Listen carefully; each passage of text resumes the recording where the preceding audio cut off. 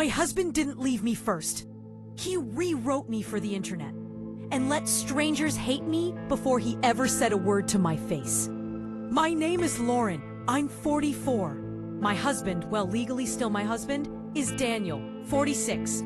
We've been together for 16 years, married for 13. No kids, by choice, or at least I thought it was by choice. From the outside, we looked like that mature, stable couple everyone assumes has it figured out.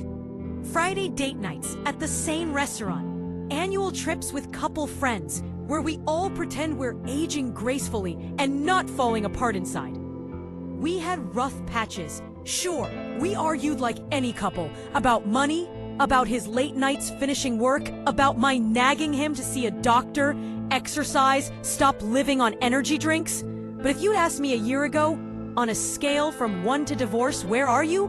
I'd have said maybe 6.5. Annoyed. No collapsing. Turns out, in Daniel's version of our marriage, my number was much higher. I just found out last. It started with a screenshot from my coworker. We were in the break room, scrolling our phones during lunch, when she suddenly turned her screen to me and said, "This sounds exactly like something you told me last month." Like, exactly. It was a Reddit post. Big, bold title. My 46 male wife 44F turned into a controlling roommate and I feel trapped. I laughed at first. Reddit is full of that. Some guy complaining about his wife who doesn't exist. Then I read the post.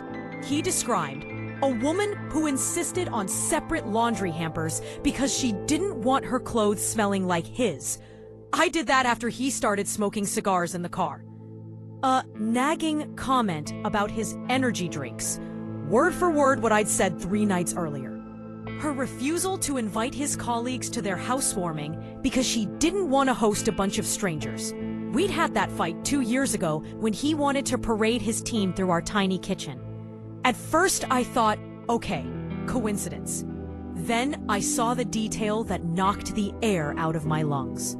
We moved into a townhouse in September 2021. She picked the blue cabinets, even though I liked white. Our cabinets are blue. We moved in September 2021. The argument about cabinets? I had cried on the floor over that fight because it wasn't about cabinets at all. It was about him bulldozing my opinion for the 5th time that week. My coworker's eyes were big. "Lauren," she said slowly, "that's your kitchen." The post had over 18,000 upvotes. Hundreds of comments telling him, "Your wife sounds emotionally abusive. You're basically living with your mom. Leave her. She doesn't respect you." Somewhere in my chest, something cracked. Because yes, the story sounded familiar. But the woman in that post, she didn't sound like me. She sounded like a caricature of my worst moments, written by someone who wanted to be a victim. I went home at 4:30 with a headache, opened my laptop, and typed the username, Trapped After 40. Click. There he was. Post history. Dozens of relationship threads. All in the last 2 years. All variations of, "My wife, 44F, does X. Am I crazy?" My wife refuses to Y. What do I do? Is it abuse if your wife says Z? My hands shook as I clicked one after another. One post. "My wife tracks every dollar I spend and makes me feel like a child."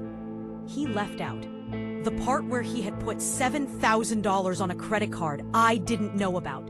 The part where I found out because a collections agency called my phone at work. The part where his definition of treat was dropping $1,000 on gadgets we didn't need. Another post. "My wife told me she doesn't want kids, but I always dreamed of being a dad." He did not mention the 2 times I'd gotten pregnant and miscarried before 8 weeks. The blood, the ER, the silence in the car afterward. The way he said, "Well, maybe it's for the best. We're too old anyway." And went back to watching TV. For Reddit, I was controlling, cold, asexual, obsessed with money, but also somehow robotic. To me, I was a woman trying to hold together a house I mostly paid for, while my husband told strangers I was a monster. I could have survived the venting. People rant online. They exaggerate. It hurts, but it happens. What broke me was the way it changed. The oldest posts were just raw dumps. Long paragraphs, no formatting, desperate tone. But in the last 12 months, they got polished. Catchy titles, structured storytelling, updates like episodes of a show. And then I saw it. Update. Many of you asked for more details. I wrote a longer version on my blog. Link. His blog. I clicked. There it was. A clean website with a moody black and white photo of a man staring out a rainy window. Title, Leaving Life at 40. Tagline, How I Realized My Wife Was Killing My Soul and How I Took My Life Back. He'd been writing essays about absolutely everything. How to survive a marriage with a high control partner. Why staying for comfort is cowardice. Why I chose freedom over a house full of stuff-s, correct? In one, he described how she screamed at him for being 5 minutes late. In reality, that night he came home at 3 a.m. drunk with glitter on his shirt. At the bottom of each post, if my story helped you, you can support me here. Links to a donation page and paid one-on-one calls. The little counter on the side showed supporters 327. 327 people had sent him money to thank him for talking about how awful I was. A homepage. Set 2. He was coaching other men to leave women like me. On the website, there was a tab, Work with Me. I clicked. A page opens with packages. Put done. Clarity call, 60 minutes to see if your wife is really the problem. $150. 12-week freedom program. Build a plan to leave your controlling partner. $2,000. Underneath, testimonials. Suggestions. D helped me see that I wasn't crazy. My wife really was emotionally abusive. Best money I ever spent.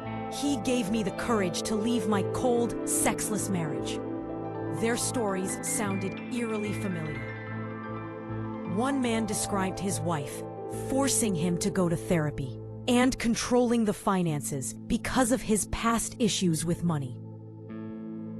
That was almost word for word from a post about me. It hit me then. He wasn't just talking about our marriage. He was using it as a template to coach other men into leaving theirs. And he never told me. I confronted him that night. He was at his desk, headphones on. I closed the laptop in front of him.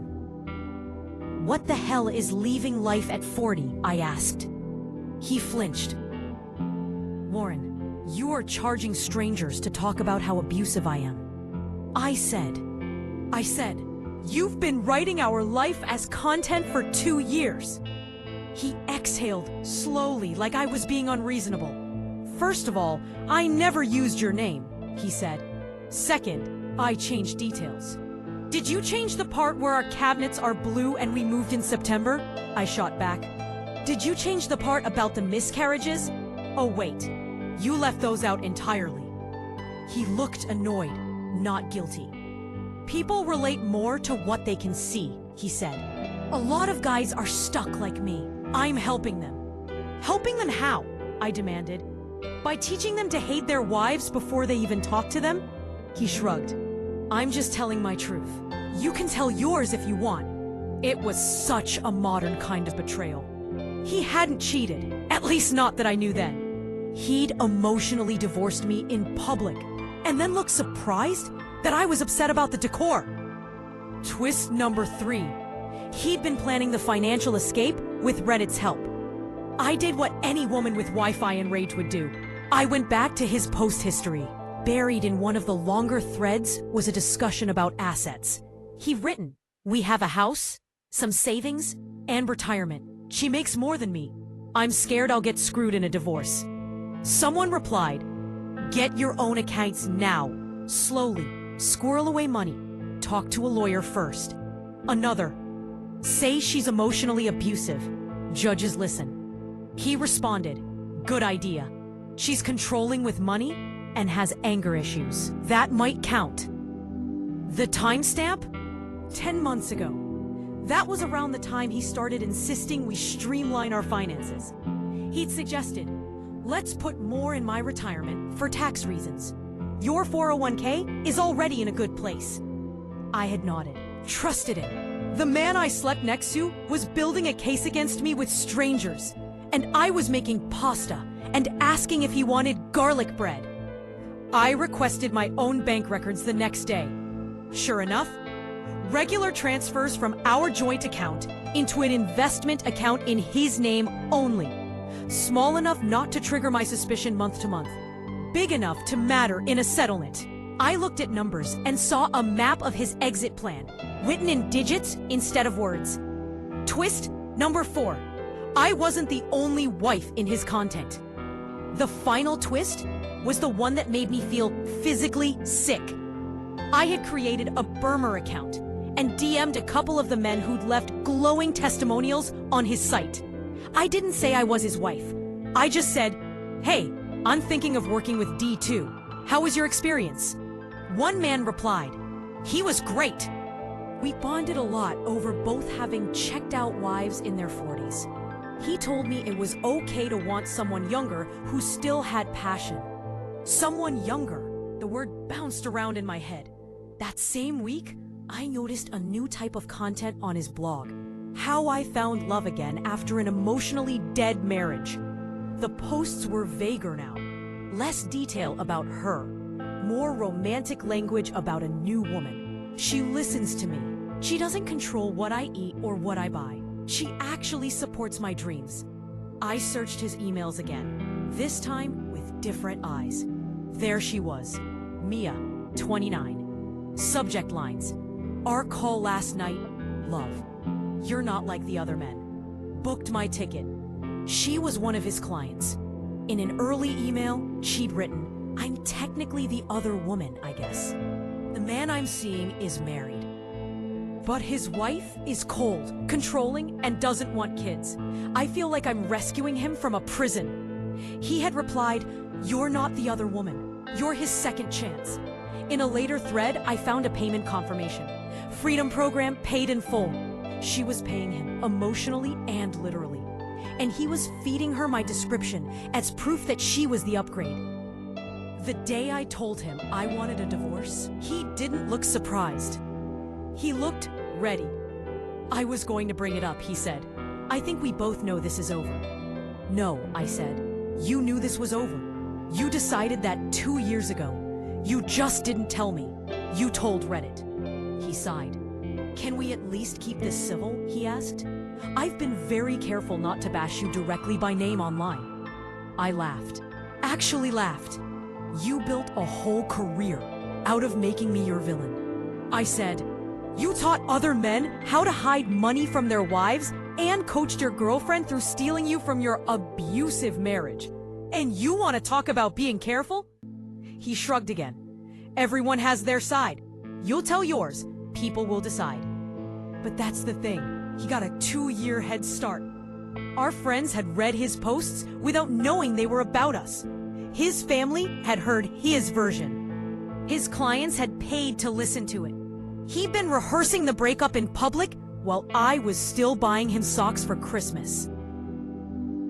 Right now, I'm working with a lawyer who actually knows the law, not just Reddit threads. We're tracing the hidden accounts, documenting his public posts as proof of premeditation, saving every email where he calls me emotionally unstable, while coaching other people on how to weaponize that label.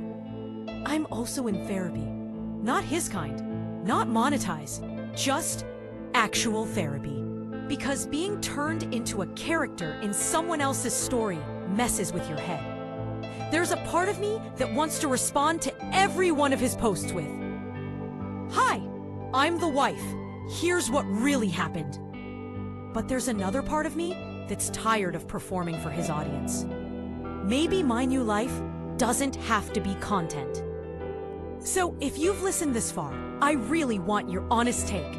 If you found out your partner had spent 2 years posting about you as the crazy controlling spouse, made money coaching others to leave people like you, followed internet advice to hide money and plan the breakup, and started a romance with one of his own clients using your worst moments as justification, would you try to work on the marriage?